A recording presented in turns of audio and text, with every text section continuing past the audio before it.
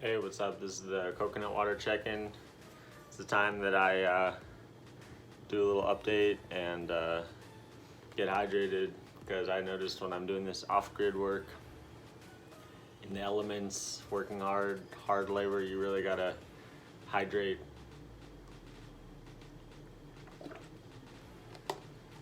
So yeah, gotta drink that coconut water. Gotta buy it at grocery outlet because it's cheap there. So yeah, it's crazy about this truck. Basically what I wanted to say about this Tesla truck is that the reason it's relevant is because, sports cars generally, besides, British Land Rover, type of Range Rover, uh, there's not really that many sports cars that are actually for out of the city, in the real countryside, in the real majority of the world is off-road.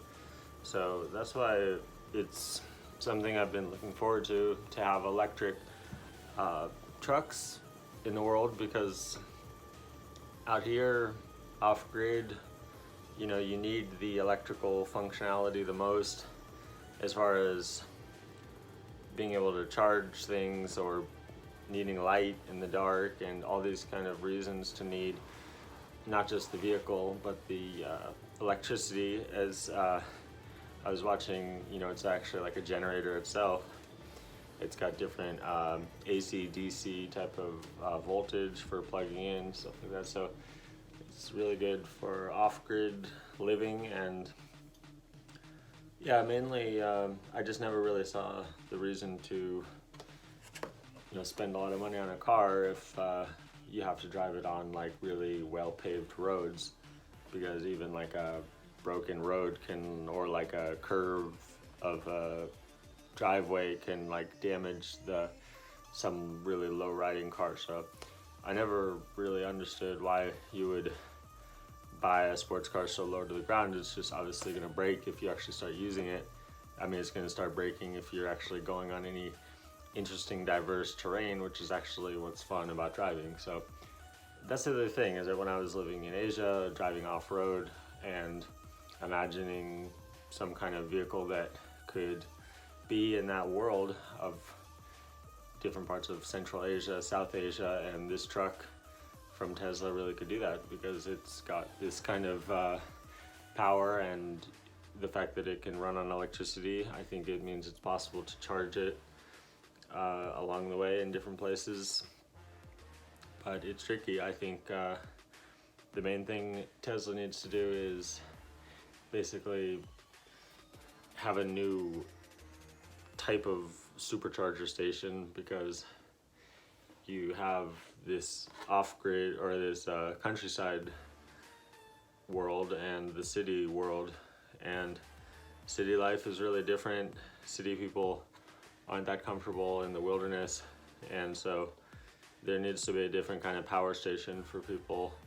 And I think up here in Mount Shasta is really the perfect place to have the first off-road truck themed power station, because it's the perfect place to charge up something and take some of these roads that are really beautiful around here into the hills, like into the Shasta volcano. You can drive up to that, and all these amazing beautiful forests and volcanic lakes and amazing stuff you can drive through. So I think Southern Oregon as well, everybody has trucks out here, so people that can afford it are going to be excited about this truck. So city people, that's the thing, like city people don't really have a need for this truck. There's not really any chances to be off-road if you live in the Bay Area or something, not too many. So you really have to drive out towards Nevada, towards Oregon, towards Arizona, towards Mexico. So I really hope to be a guide for people. If you get one of these trucks, we can go on some real off-road, because I know how to drive off-road from driving in the Himalayas, and it's pretty good lesson up there. You learn how to handle a car really well by driving on these mountain roads, like highways with big drop-offs, and like head-on traffic with buses and stuff just on like a single lane road basically.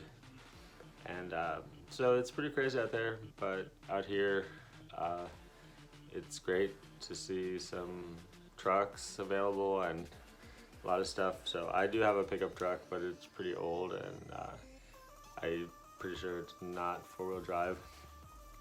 But yeah, I've had four-wheel drive cars, and I mean my van is four-wheel drive, so Toyota. I've got a Toyota, and that's definitely the people's, sports car basically all over the world. I mean, the people's like functional, just powerhouse. So I'm happy with the Toyota, and I recently had to decide if I was going to keep it or not, but I kept it. I had to pay a lot of money because it got repoed just driving through a shady, corrupt city. So yeah, I had to get it out of the impound. It cost like about $1,000. But it was on the way that I met the woman that worked at Tesla, going back south or whatever, or somewhere on the train, and she gave me this hat, and I was telling her like they gotta make ATV or something, like they gotta have like a scooter or some kind of like consumer product that people like me who like definitely can't afford a car. I mean, just you need something to like get in for the fans, but something useful like mobility. So anyway, that's what's up. Well, that's coconut water check-in.